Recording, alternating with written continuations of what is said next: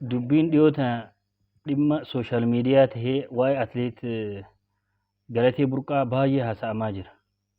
Oromoon yeroo kamiyyuu gara sooshaal miidiyaatti yeroo dhufee dhimmi isaa akkanatti ajandaa ta'e booddeen isaan bareedu. Gaarii miti. Hacaaluu Hundeessaa sooshaal miidiyaa irratti bahee torbaan isatti ajjeefame.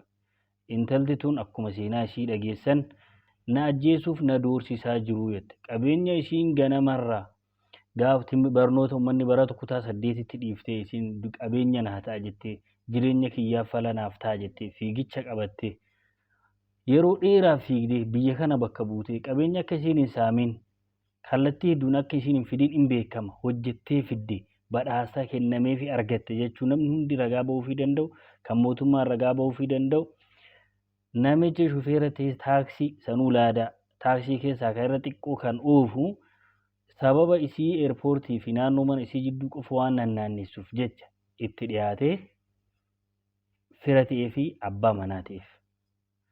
Yeroo sanitti egaa shamarran yeroo waa jaalatan kallattii hedduu ilaaluun hin jiru fiqir shaalal waan jedhamuun qabatanii jaalattee namicha kanatti heerumteerti.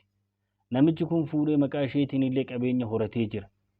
Warri ganda abbaa buddeenaa akkuma barate yeroo bakka ciisu argate bakka itti diriirfatu barbaada. Qabeenya ishii kan saame kana isiidhaaf dhiisee walakka illee qoodatee dhiisuu fi utuu hin barbaadin guutumattuu iyyuu ishii qabeenyaan ala godhee isaatiif itti ba'uu yaadee jira.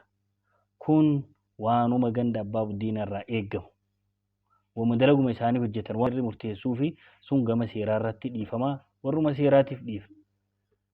Garuu intalti tun na ajjeesuuf jedhanii na ajjeesuu fi maafiyaa garaagaraa narratti hundeessanii na barbaadaatu jiranii. Ani nan du'aa jettee dhaamattee jirti. Sooshaal miidiyaa irratti caacataa garaagaraa gaggeessuun dura intala kanaaf eegumsa godhuun barbaachisaadha. Nan eegne sababa isaan na eeguu didaniif ani gara tireeningii silaa fiigichaaf godhu dhiisee bahee jiretti. Ammas eegumsi isiif godhamu hin jiru hawaasni Oromoo uummanni Oromoo naannoo isaa jirtan eegumsa godhaafi. Mootummaa yoo eegumsa godhuuf taatee duraan darbee irraa baratee kan eegumsa godhuu taate eegumsa haa godhuu fi intala tan eegumsaati isii barbaachisaa jedha. Eega ishii waan taate booda wanti godhaman jiru ayzosh ምንም ይደረግ ነገር የለም jedhanii booda ayzosh galatee jechuun dura of eeggachuudhaatu barbaachisaa intala tanas eeguu barbaachisaa jecha.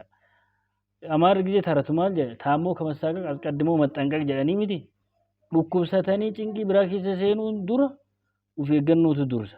Intala tanallee eega namni ajjeeseen booda namichi qabamee hidhamee ajjeefame waan jedhamu raabsuun dura intala tanaaf qabeenyi isiif argamsiisuun dura eegumsi isiif godhamuu qaba. Eega eegumsi isiif godhameen booda ganaa qabeenyi ishii namni taaksii dalagu qabeenya hagana ga'uun argata jedhameen tilmaamamu yoo biyya saamee jiraate argame namichi kun gama seeratti dhiyaatee seerri furmaata barbaachisaa isaaf haa kennu. Gama biraatiin obboleen keenya afiitan jiraadha. Qabeenya feetan horadha. Abbaan keessan yookiin gandi keessan isin kenneen yoo namni isinitti kallattii isaniin dhufe namni carraan isin saamuu gaddeema.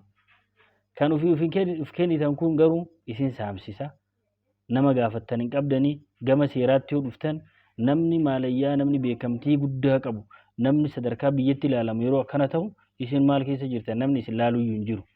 Kanaafuu dursa ofiif kennitanii of eeggannoo godhuu qabdan alattillee ofiif kennuu qabdan maatiin keessan nama ofii beekan nama laalanii isaan isiniif kennaniif boodallee furmaata isinii ta'a yoo namni sun kan isin saamu taate furmaata isiniif ta'a waan taateef ofiif kennuu caala maatiin keessan isin haa kennu jedha. Shamartoonni umrii isaanii kennanii alatti bahanii kushiinaa namaa keessatti cabanii ija namaa dura dhaabatanii maallaqa fidan yoo namni kallattuma salphaadhaan irra bee namni saamu kun garaatu nama dhukkuba. Irraa